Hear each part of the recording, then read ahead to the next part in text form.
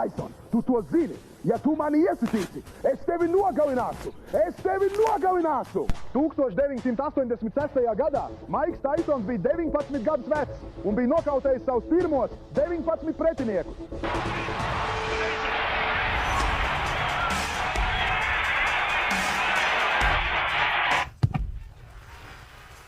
Visus pirmajos 3 raundos.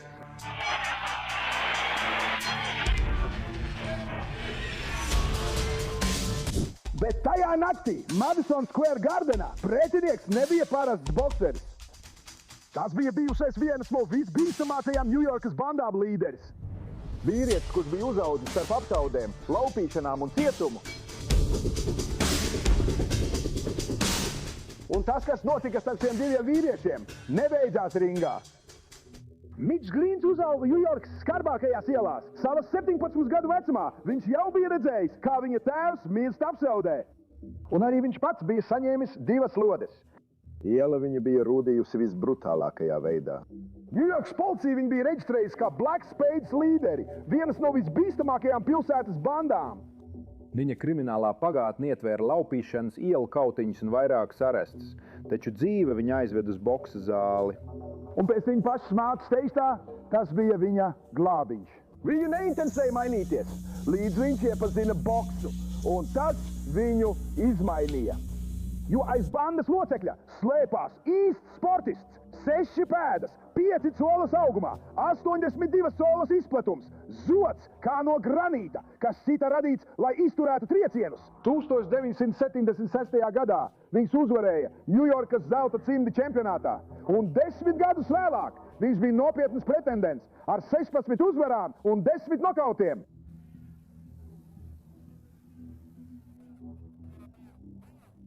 Bet tas, kas viņu patiesi padarīja bīstamu, nebija viņa rekords. Tā bija viņa mute. Un viņa pilnīgais baiļu trūkums.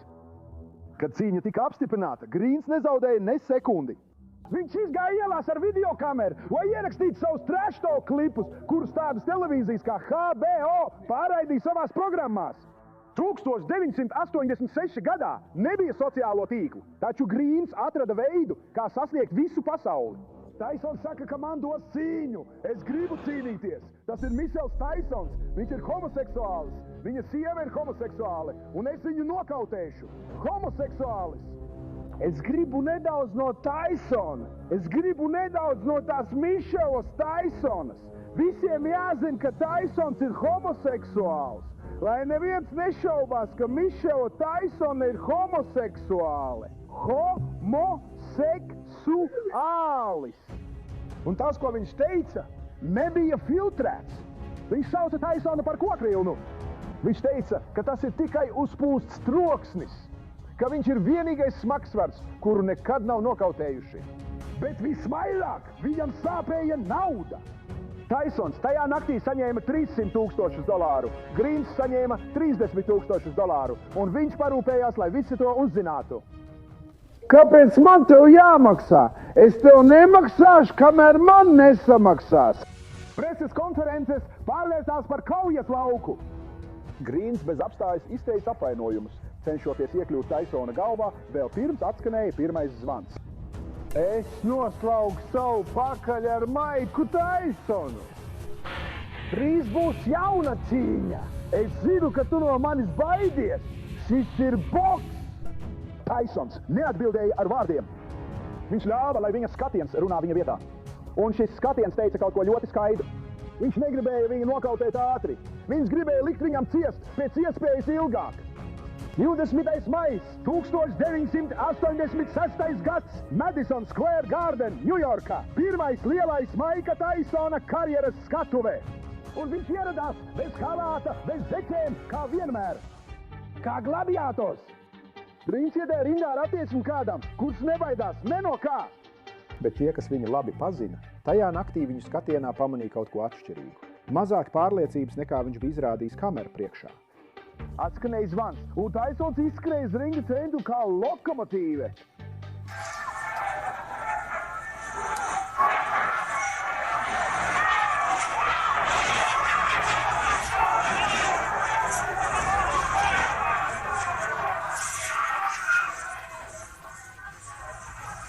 No pirmās sekundes Taisons devās tieši pie lietas. Kombinācijas pa galvu un ķermeni. Viņš jau no pirmās apmaiņas centās salauzt bandas locekļu aizsardzību.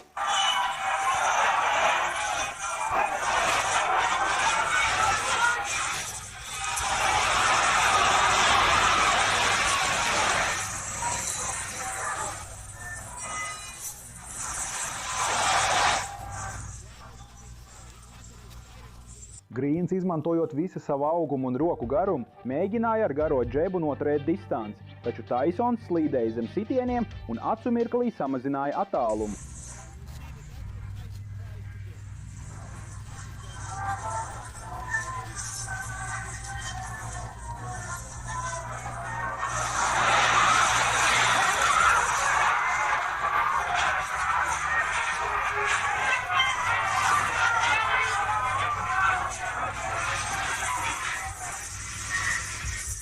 Komentētāji jau no pirmā raunda pamanīja kaut ko. Grīns izdarīja savus sitienus no aizmugurējās kājas, nepārnesot svaru, nesavēlkot dūri pareizi. Viņu sitieni trāpīja, bet tiem nebija pietiekama spēka, lai atbīdītu Taisonu atpakaļ, un Taisons to visu redzēja.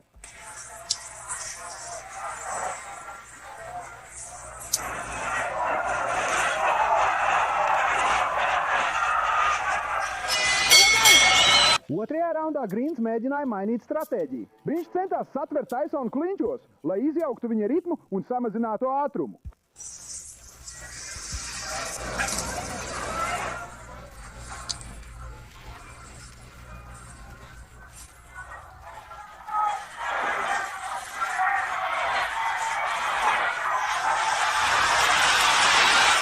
Bet satvert Taisonu nebija tik viegli, kā šķita. Katru reizi, kad Grīns mēģināja aptvert dzelzs smaiku ar rokām, Taisons atrada leņķi, lai izdarītu īsus sitienus pa ķermeni, kas atņēma bandītam elpu.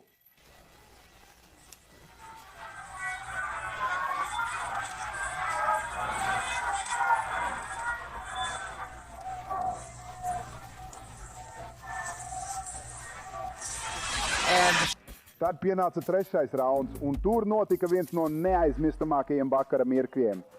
Taisons izdarīja tik spēcīgu sitienu, kā ar vienu triecienu izsita Grīnam no mutes zoba aizsargu.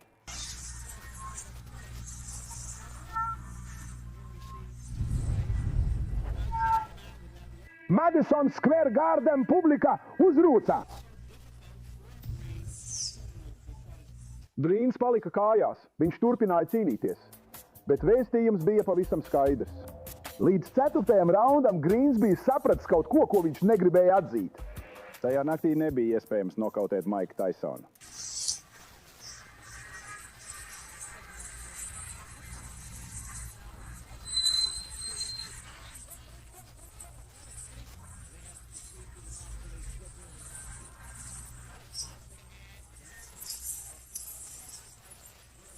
Tāpēc viņš pilnībā mainīja savu plānu. Viņš pārvērtās par bokseru un cīkstoņu maisījumu. Pastāvīgi klincēja, apskāva katru reizi, kad Taisons tuvojās, darīja visu iespējamo, lai izdzīvotu un izsistu dzelzs smaiku no ritma.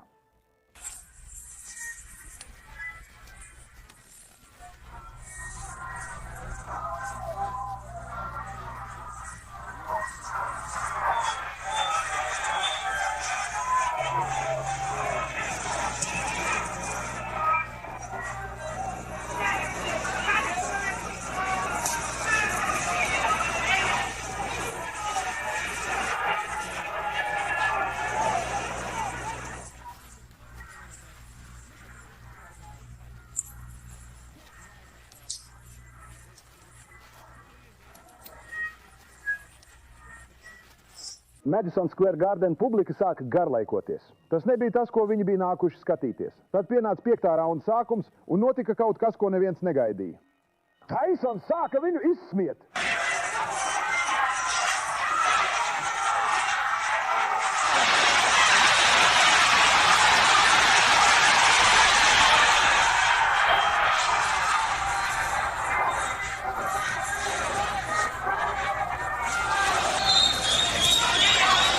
Grīns atbildēja ar vēl vairāk vārdiskām provokācijām ringā. Viņš kliedza Taisonam sejā, kamēr saņēma sitienus.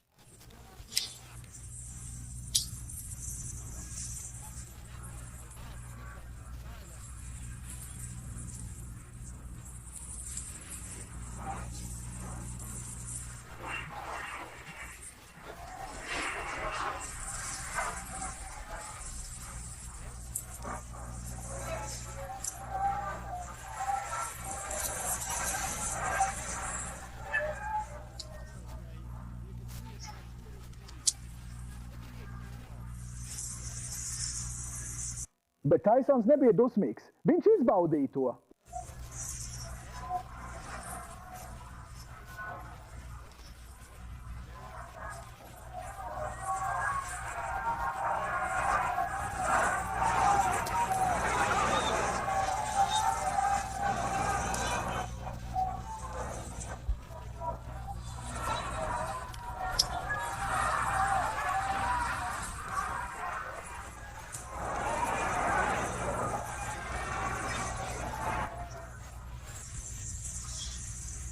Ja tu domā, ka Mits Grīns bija pelnījis šo pērienu, nospied patīk un abonē šo kanālu. Turpinam! Līdz 8. raundam Grīns vēl stāvēja kājās, bet viņš bija tikai ēna no tā, kas bija pirms cīņas.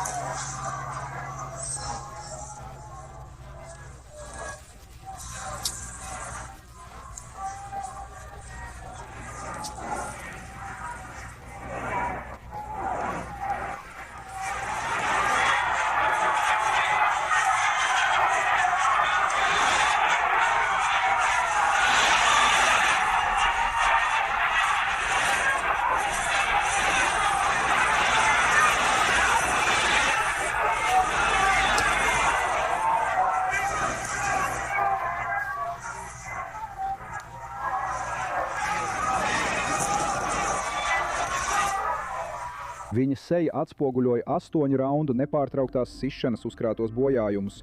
Viņš nepārtraukti elpoja caur muti, jo Taisonas sitieni pa ķermeni bija atņēmuši viņam elpu. Taču viņa granīta zods joprojām izturēja.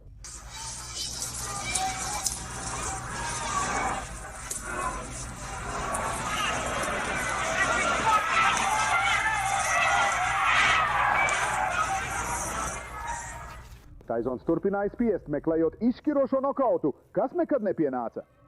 Nevis tāpēc, ka viņš nevarētu viņu nokautēt, bet gan tāpēc, ka Grīns darīja tieši tik, cik vajadzēja, lai izdzīvotu. Satrērieni īstajā brīdī.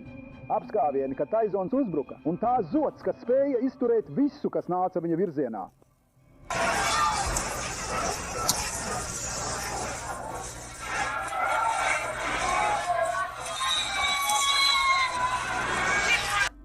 Labākajā brīdī, pēdējos raundos, Grīns trāpīja virkni tīru sitienu, kas pirmo reizi tajā vakarā izraisīja pārsteiguma izteiksmi Taisona sejā.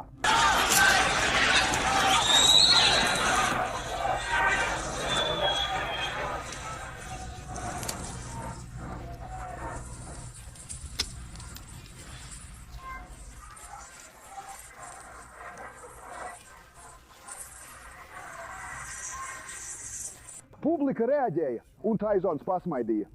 10. un pēdējā raundā Taisons noslēdza šovu, cenšoties panākt pēdējo nokautu, taču Grīns izturēja līdz pēdējai zvana skaņai.